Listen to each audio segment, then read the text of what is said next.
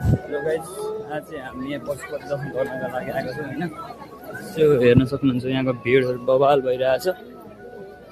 लास्टै भिड चाहिँ हामीलाई कताबाट पूजा गर्ने कताबाट सुरु गर्ने भन्ने थाहा छैन। अब मान्छेको पछि पछि लाग्नु यहाँ लाइन लाग्नु पर्ने रहेछ। लाइन त डेन्जर लामो रहेछ यार। कताबाट लाइन लाग्नु लाइन लामो रहेछ। डेन्जर लाइन रहेछ। सब लाइन हो। पालो कहिले आउँछ थाहा छैन। लगाइदिएपछि नभए हामी लाइनमा बस्दै गर्छौँ।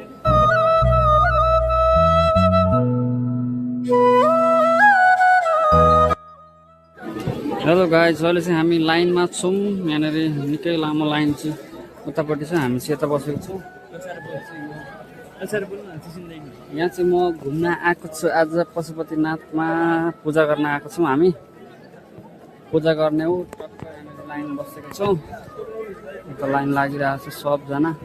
यताबाट निस्किने यताबाट जाने हामीले पूजाको लागि यस्तो लिइसकेको छौँ।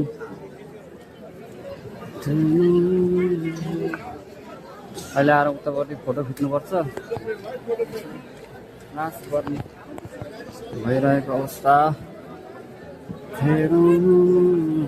छिर्न आँटेको छौँ अहिले।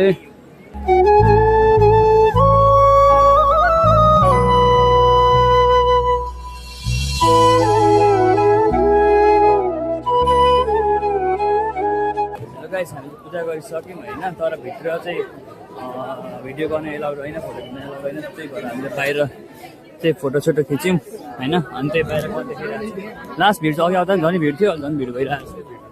गाइस, आजको लागि यति नै। See you next blog.